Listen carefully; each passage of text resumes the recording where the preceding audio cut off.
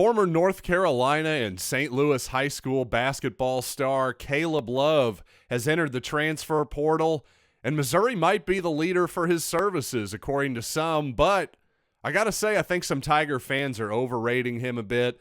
This, plus my thoughts on Jamarion Sharp as well in this basketball-heavy edition of Locked On Mizzou. You are Locked On Mizzou, your daily podcast on the Missouri Tigers. Part of the Locked On Podcast Network, your team every day.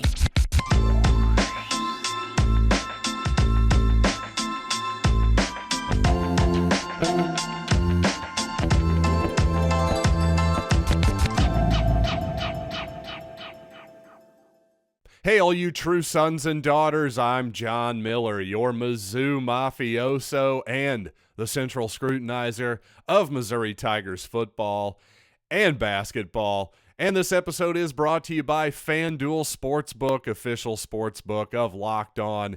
Make every moment more by visiting FanDuel.com/LockedOn today to get started. And again, let's get started with Caleb Love, a guy who, if you remember, a few years ago, the class of 2020, he was actually the 17th ranked player nationally out of Christian Brothers High School in St. Louis. And indeed, as you can expect, Love is a highly, highly talented player. No doubt about that. But he's also a really streaky player.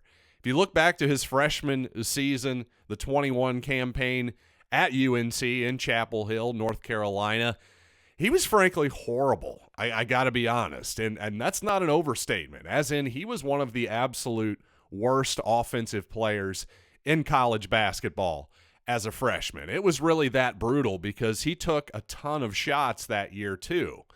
But then, of course, last season, the previous season, his sophomore year, Love was much better as a sophomore, took even more shots, but was more efficient with it at least, and was a huge part of the Heels' run to the national championship game. Of course, the result of that game has been redacted from my memory entirely. But again, the streaky nature of Caleb Love's game seems to have carried over to the Tar Heels in general.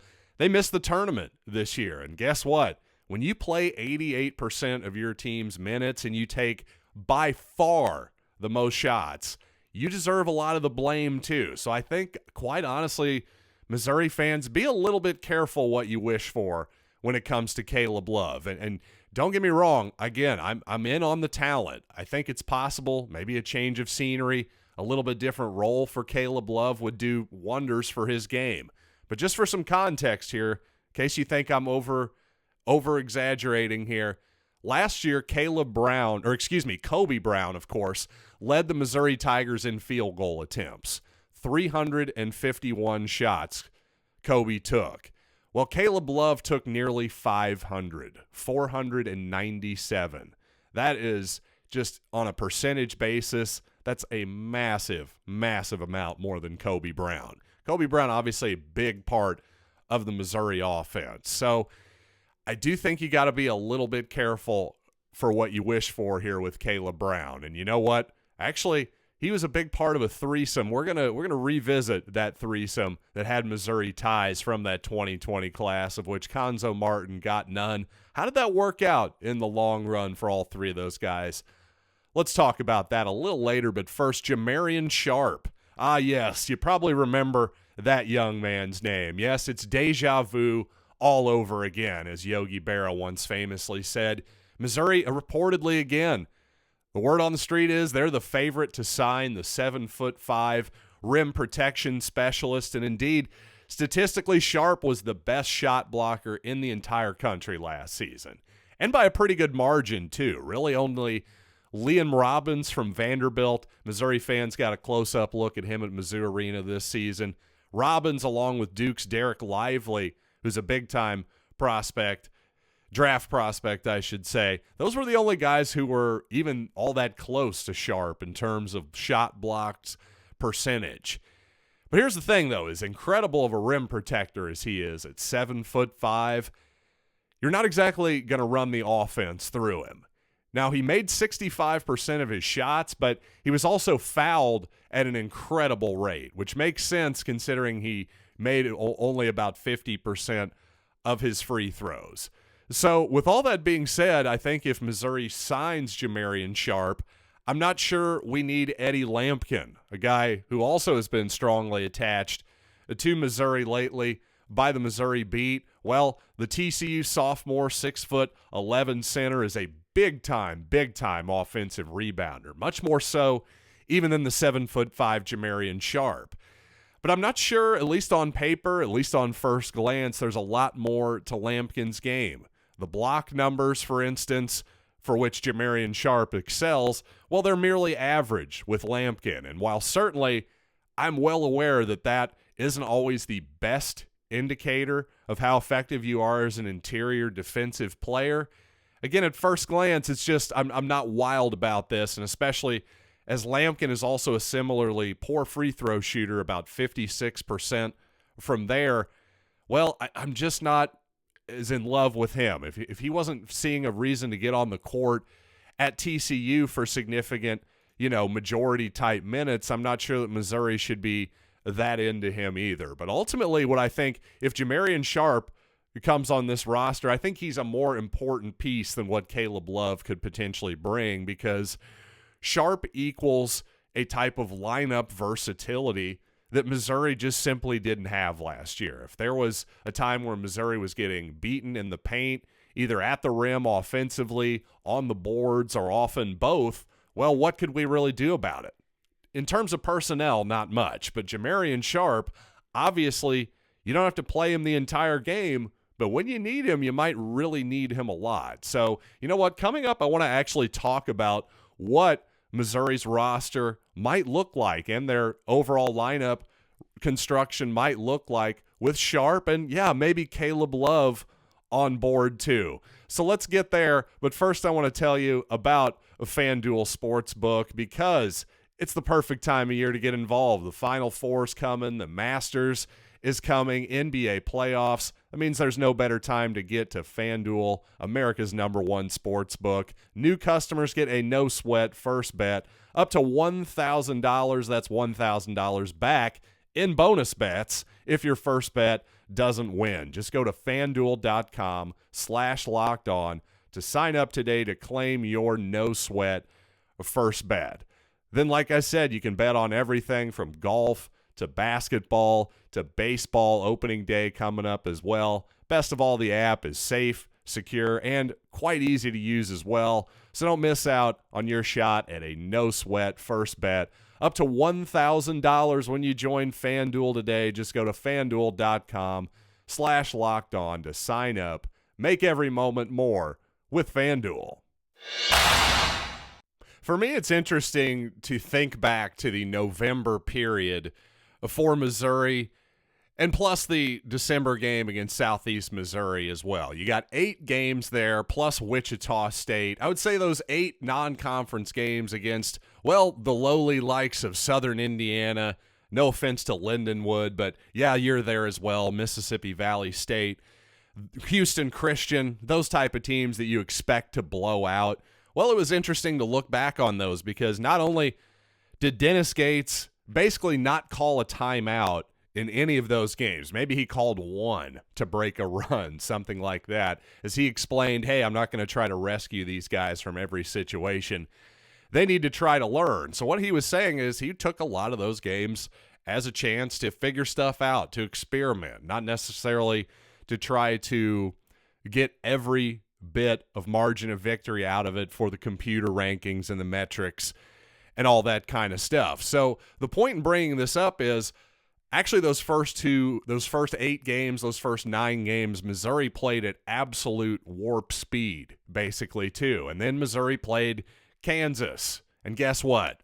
That didn't go so well. Missouri had some obviously some holes were exposed in that game. And I thought as the season went along, while Missouri certainly got the ball up court quickly to get into its sets offensively, the sort of hyper-speed tempo actually slowed as the year went along fairly significantly, I would say. I think the stats really back that up, too, when you look at it.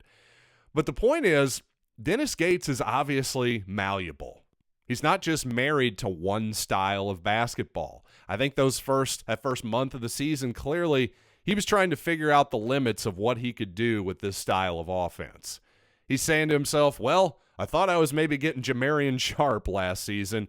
It didn't happen. So without this big man in the middle, well, here's what I need to do. I need to play to my team's strengths, which is I've got some versatile forwards who can spread the floor out.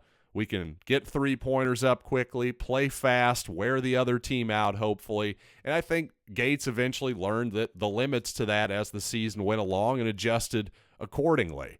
And I think next season, if you see Sharp in there, well, it's not as though this is going to completely ruin the Dennis Gates style of offense, because I don't know that there's 100% a style of offense. I just think defensively, number one, obviously Sharp's going to make a big difference.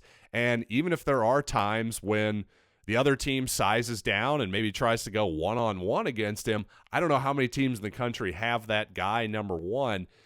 But number two, you can just take him out then and go back to that style of basketball where Kobe Brown is your de facto center. And again, I'm not assuming that Kobe Brown is coming back next season, but for the sake of this discussion, let's say he does. I think there's a pretty good chance that it happens.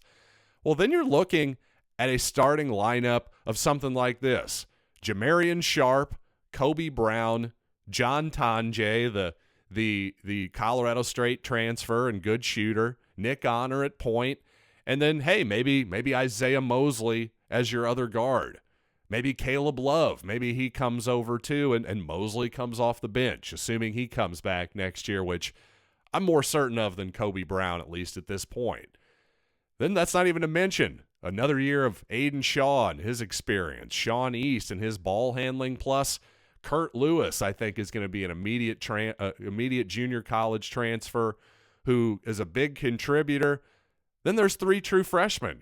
Maybe you get something out of one of those three guys too, between Trent Pierce, Anthony Robinson, and Jordan Butler. Already you're looking at the makings of a really deep, interesting ball club, in my opinion. And again, if you believe the reporting out there, as we mostly did last year, that Jamarion Sharp is coming to Missouri, well, seems like more of a chance that's going to happen this time around if Western Kentucky's not going to bring their coach back.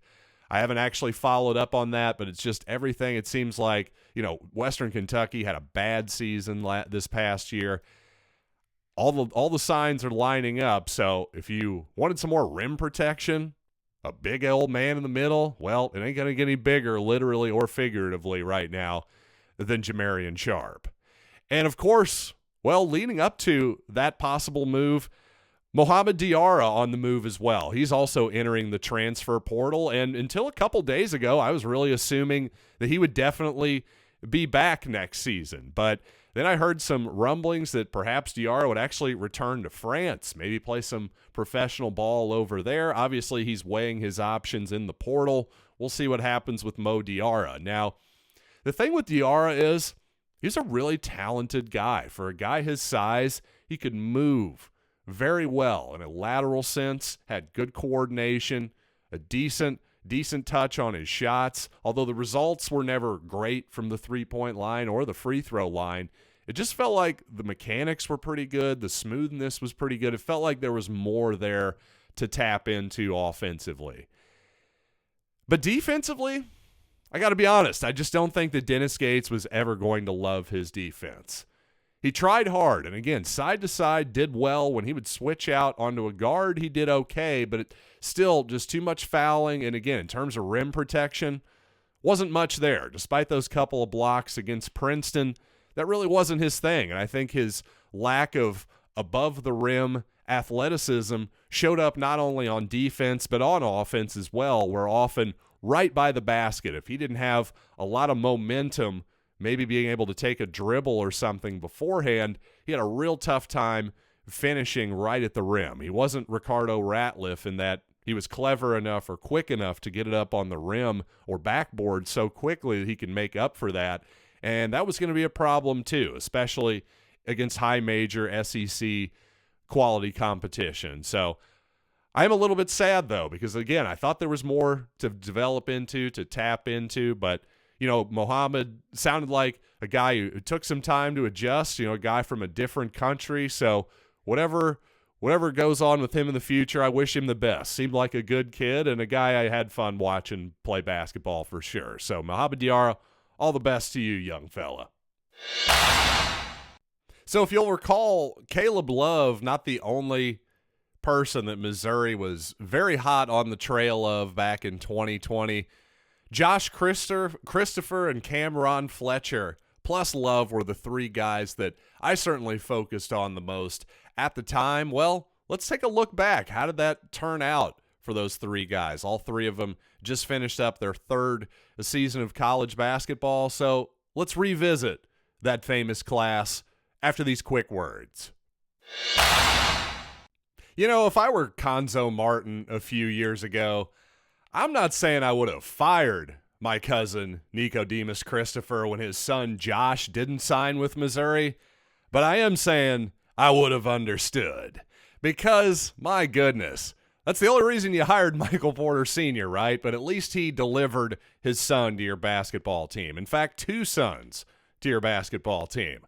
I realize blood is thicker than water, family, all that good stuff. So you and Nicodemus are a little different, but man, I think at the very least, if I was in Conzo's shoes, I'd have been extremely passive-aggressive to old Nicodemus his rest of the time in Columbia. But in all seriousness, though, Josh Christopher did end up living up to the hype. He's in the NBA right now with the Houston Rockets. That team is, of course, a bit of a mess, and, well, Josh has never really totally found his footing in the league so far, but he has appeared in 74 games the previous season, 58 this past season, although his numbers and minutes have dipped a little bit. So how long he is for that particular world, I'm not totally sure, but hard to complain with a pro, a guy who's a high school recruit that turns into a pro. Cameron Fletcher, on the other hand, has really been a roller coaster. You may remember his freshman season at Kentucky. Famously, John Calipari just told him to go home, essentially. And he did, and, well, that was basically, for all intents and purposes, that was it for Cameron at his time at Kentucky. And it's been definitely a mixed bag his 2 seasons at Florida State as well. He was a contributor last season for Florida State. It was okay. He wasn't, lighting the world on fire whatsoever. As a bench contributor, playing about 40% of the available minutes. But, this past season, the numbers had dipped a little bit, and unfortunately, Cameron missed the rest of the season with a knee injury as part of what was just an absolute disaster of a season for Leonard Hamilton and the Seminoles, by the way. It's kind of 2 bad years in a row for Leonard and the Seminoles, by the way, if you're wondering about Dennis Gates and Charlton Young's old stomping grounds. This season in particular was an absolute disaster for Florida State. From afar, it's hard to say if this is Leonard just losing it a little bit or just a couple bad, unlucky years in a row, because it wasn't that long ago in the 2021 season that Florida State was a legit top 15 kind of squad. So hard to know what to make of that. And it's also, speaking of Charlton Young, a little update there. It sounds like he's one of the last couple candidates for that head coaching job at Temple. I brought this up yesterday as a possibility. Well, it's starting to sound like an even stronger possibility. Probably in the next day or two, we'll have a word one way or the other. So, as I've been trying to tell people, C.Y. Young, one way or the other, he's going to be a hot commodity. It just depends on kind of how hot. If he takes a job this year, it's going to be obviously something more in the Cleveland State, Temple kind of range. Maybe if Missouri kills it again next year, maybe Charlton's considered for a high major job, something like Kim English got at Providence. Who knows? But either way, let's just be thankful for as long as Mr. Young, Coach Young, sticks around in Columbia. And you know what? As always, I'm thankful to you for listening to Locked On Mizzou and making it your first listen today.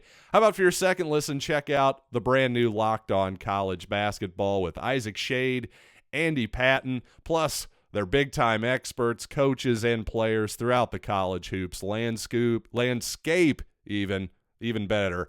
That's Locked On College Basketball.